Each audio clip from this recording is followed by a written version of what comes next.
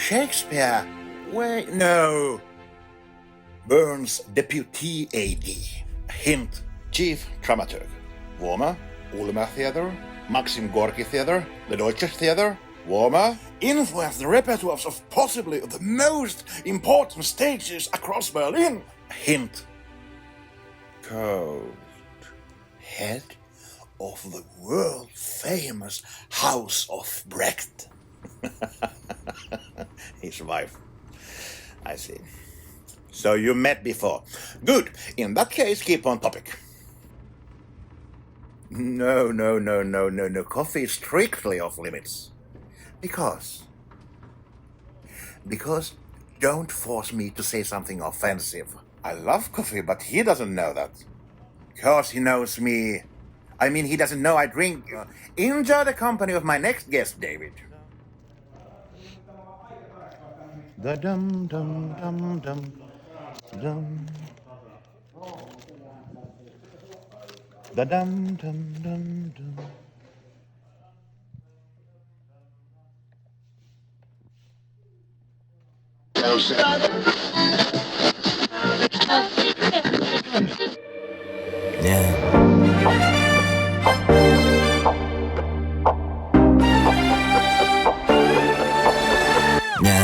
Tuli ja mä katsoin sitä meininkiä. Se oli siinä ja hetkes kiinni. Mietin jos diiva halu koskemaan antaudu. Voi kääntää tosta poskeen. Sopiva ylimielinen. Tanssilattialla meni yli miehien.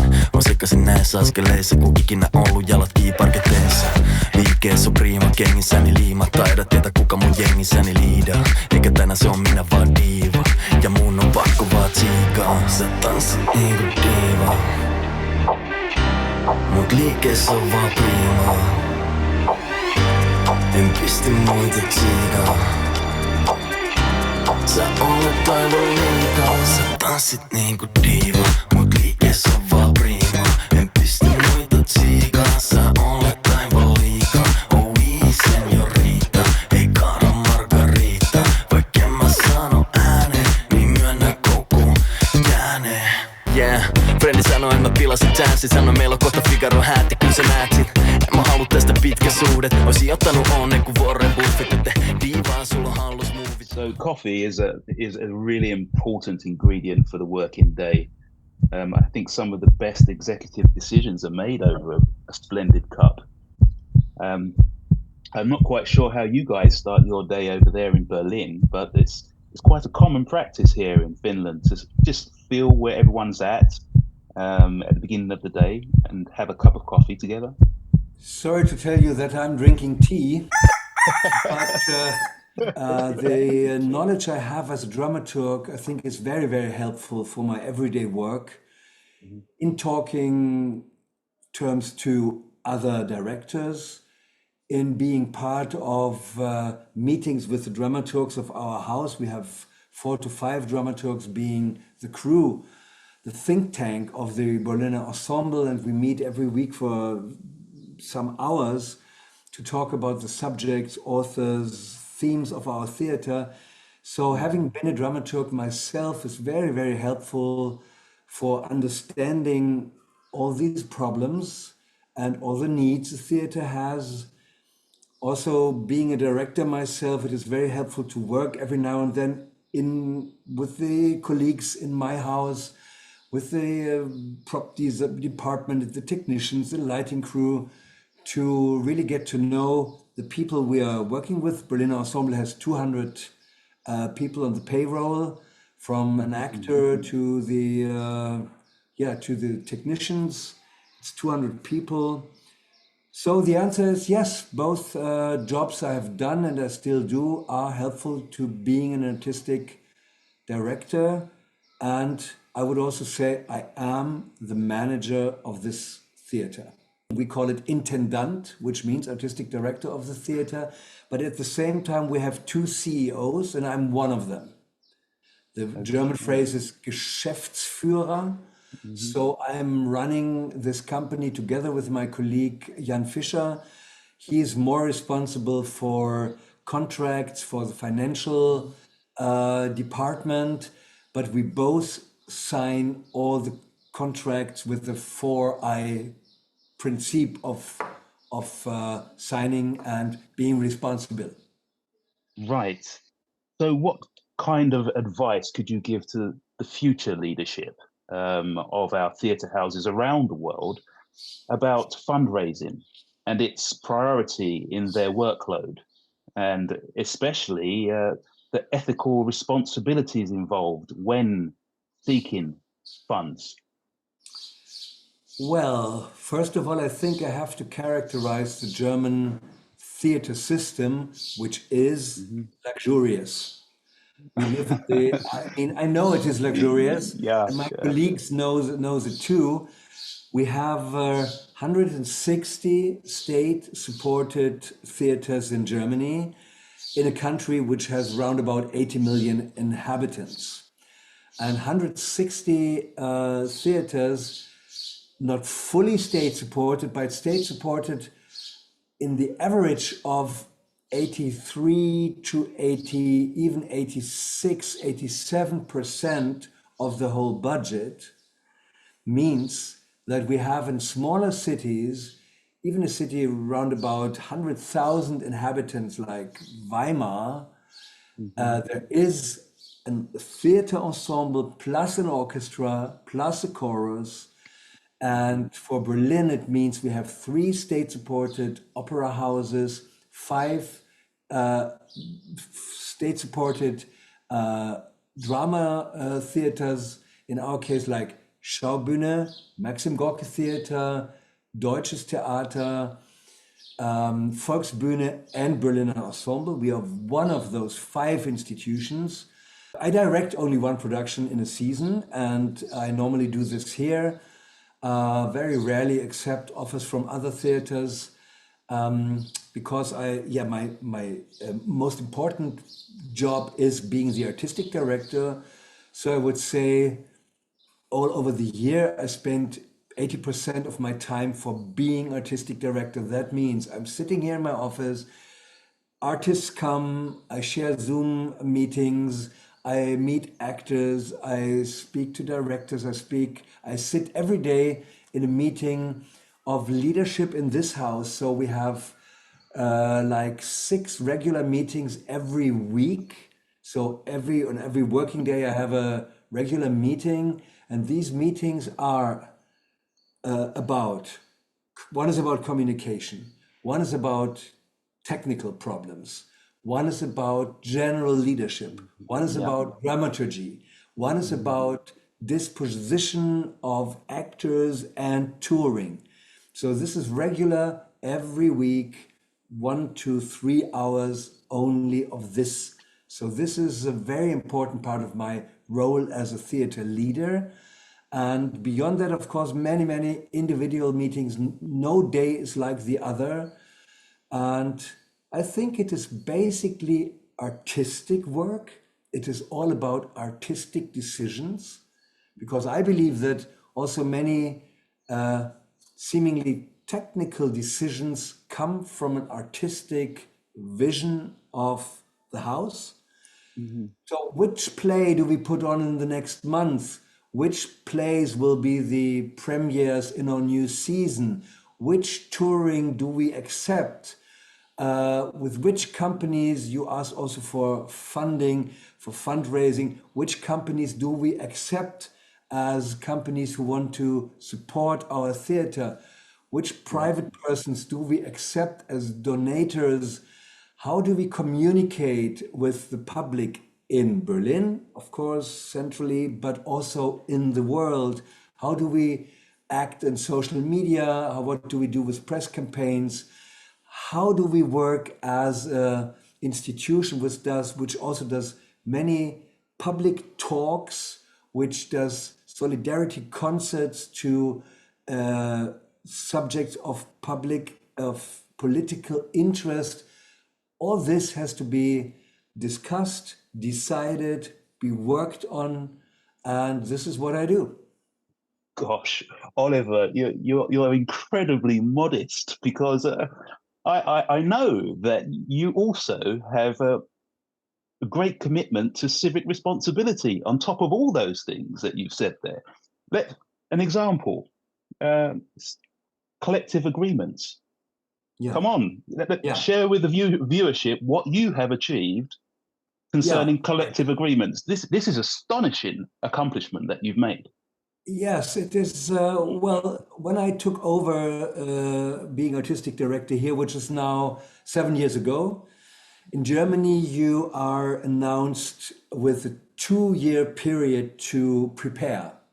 So I'm running the Berliner Ensemble now for 7 years. This is our season number 7, coming to an end now. I was given a 5-year contract, which was prolonged for another 5 years. So my contract now runs till summer 2027. And 2 years before I started in 2017, I was announced in 2015, 1st of December 2015, to take over in late summer 2017. So when I took over, I called the Berliner Ensemble with a very nasty word. I called it a ruin, because my predecessor, Klaus Peimann, he ran this theater for 18 years and he was 80 years old when he finished. So his interest was not very much in a modern state-supported theaters, modern state theater in the very center of Berlin. We are right in the heart of the political center of Berlin, next to Bahnhof Friedrichstraße, Bahnhof Zoo, which is right in the center. But the theater had 12 computers in the year 2017. 12 computers, so emails were printed and were handwritten on. There was no department for video. There was no department for social studies, for students works with schools, for this kind of development. And there was no collective agreement for this theater.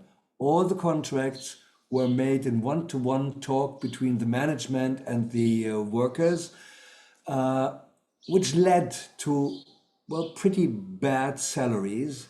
And I had the opportunity to talk to the politicians of the city of Berlin, and we founded a collective agreement. I think it was 4 years ago now. So from that moment on, the subsidies of our theater raised for around about 1.8 million euros, which were only given to all the salaries to fund a collective agreement, which now we do have. And so we could, we could raise this money. We were given this money after political talks, so that now our 200 people here are working on this basis, which I think is very important for modern theater leadership.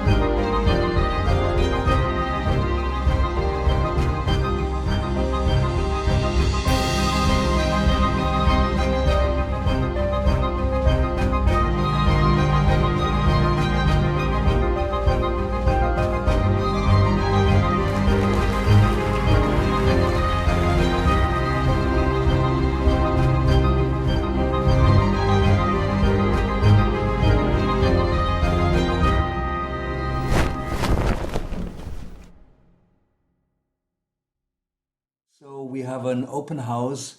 Every Berliner can join Berliner Ensemble from 9 o'clock in the morning till 1 o'clock at night. We have many free shows also, like workshops, and I might talk about this a little later, but also an open canteen where you can have breakfast, where you can have lunch, where you can have little something before the show or sit together with the actors after the show. We have a beautiful courtyard.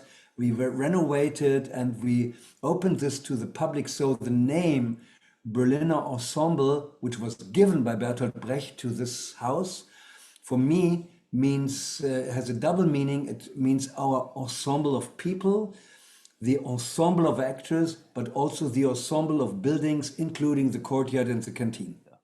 Like Shakespeare before him, Molière, and as well as Henrik Ibsen, etc.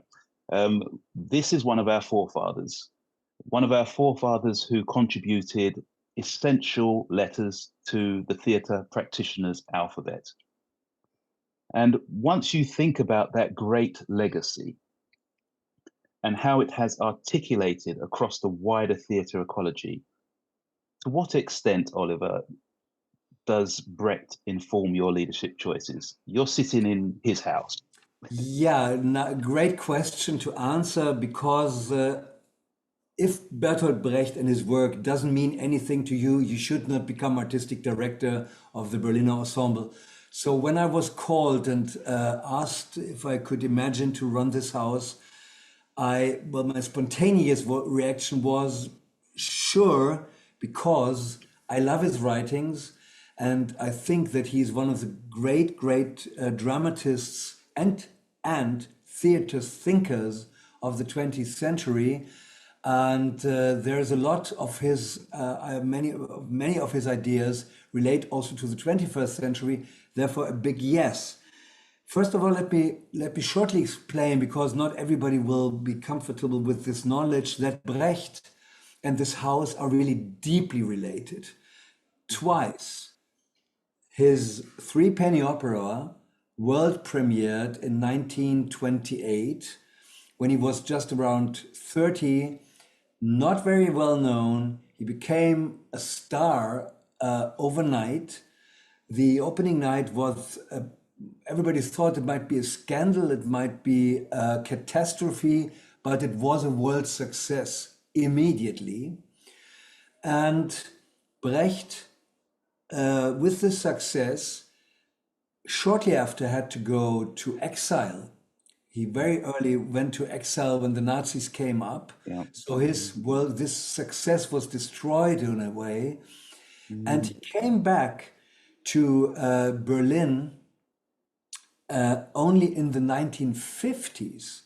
So became co-artistic leader of this theater together with his wife, the wonderful actress Helene Weigel. And the two of them were the artistic leaders for only 2 years, from 1954 to 56, when Brecht had his early death at the age of 58, and Helene Weigel took over for another 15 years alone, running the theater with many of his plays, of his production, still keeping alive, but Brecht died only 2 years after having taken over here. So that is very specific. For me, I think it's important to play his dramas. So we do, and we try to give one opening night every season to dedicate it to his work and to find very interesting, very different directors like Frank Castorf, one of the most important living German directors of the 20th and 21st century, having been the artistic director of Volksbühne, legendary for 25 years. He directed the life of Galileo Galilei. Erzan Montag, one of the very interesting young directors, queer with a Turkish migration background, a set designer, a writer, and a director. Also some directors like Michael Thalheimer, who was important also for my work at Deutsches Theater before and here at Berliner Ensemble. So, works by Brecht, but we also commissioned work about his life. I created a kind of song cycle called Stranger Than the Moon, as a world premiere with the music of Hans Eisler and all the autobiographical writings by Brecht. His years in Denmark, for example, in Finland, were also part of this project in his years of exile. And I think that his long exile he had to take over till he finally, after the Nordic states, went to America, went to Pacific Palisades in Los Angeles, and then over the Swiss years, coming back to finally Berlin for his later years. This is so important that this world famous writer was writing in exile for the most important years in his life, for a decade of years. So his big plays were written not for a theater, a practical theater, a real theater, but for a theater in mind. When he was sitting there alone in Denmark, in Finland, in America, no theater produced his plays. His huge writings about a political theater, his theoretical writings about the Verfremdungseffekt, and a theater which is not identical, which is not realistic. This came up to him when he was sitting there far beyond the theater in front of him. It was his mind theater he had to play with and he had to write for. So very interesting. I think that therefore these writings, well, now they need a house, and we love to perform it here. Also, this name was given by Brecht, Berliner Ensemble. This theater has had many names before. When it was founded more than 130 years ago as a neo-Baroque theater, it had the name New Theater. Later it was called Theater am Schiffbauer Damm. Later it was called, in the horrible Nazi years, German National Theater at Schiffbauer Damm, which is just the address. It was called Monty's Operetta Theater because it has had a time where only entertainment theater was here produced. But this whole history was taken by Brecht into this new phrase of Berliner Ensemble. And so now I think this is one of the most beautiful names you could give to an ensemble theater in the heart of Berlin.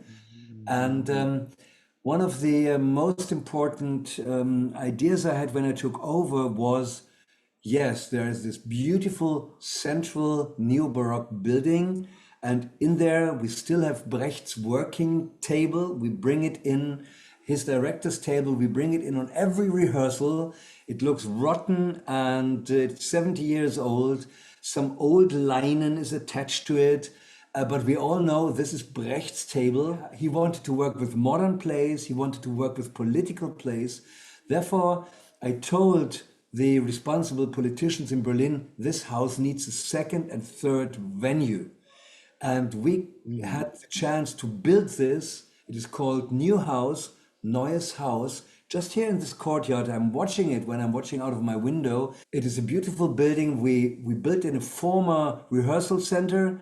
And now we have a venue with 200 seats and a revolving stage and a huge black box upstairs, and a smaller venue with 80 seats called Der Werkraum for the Works program we also found here, which is a young directors project, which gives young directors a chance to work without an influence of the artistic director. I'm out of that program. We dedicate this space completely to the young directors. You see, this is what's so fascinating having this conversation with you. I know you've said time and again that you are a stage director. Your career began as a dramaturg to some extent. So yeah. You have this sensibility about the metaphorical meaning of the construction of space. You really have your finger on that pulse. This works program that you're talking about here, it's such a testament to that sensibility that you have. And I'm quite sure that the economic impact of your house also reflects this sensibility?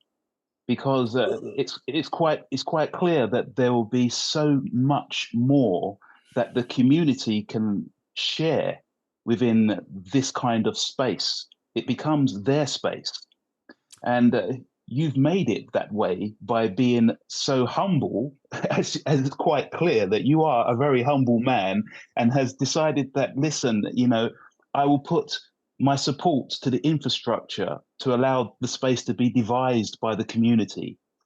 And you continue to do this groundbreaking work, which is so valuable to future leadership.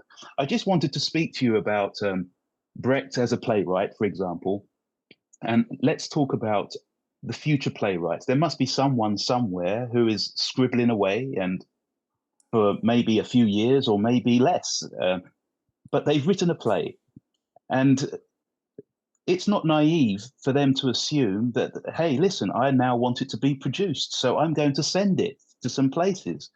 Obviously, they might think I'd love to send it to the Berliner Ensemble.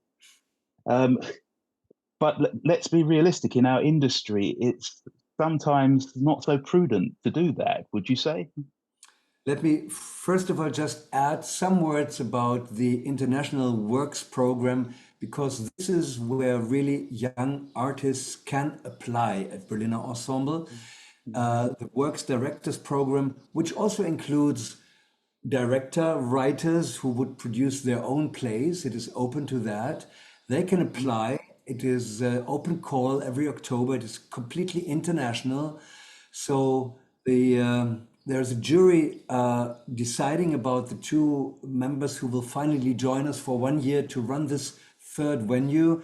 And right at the moment, we have two directors who run this place. One of them has an Iranian background, the other has a Finnish Norwegian background. So very open for this. Concerning writing, we do produce round about 18 opening nights every season. And we have round about 40 productions in our repertoire. So you can imagine with how many subjects, plays, productions we have to deal. And we cannot manage to also have a like a dramaturgical possibility to check all the plays we are sent from outside. So in Germany, we have many theater agencies and theater editions, and we basically work with the authors to come to us over these agencies and over the theater editions, the Theaterverlage, and they do a lot of work primarily to us as producers. So they read, they lecture, they give us advice, and we still check for many, many new plays which come to us on this way.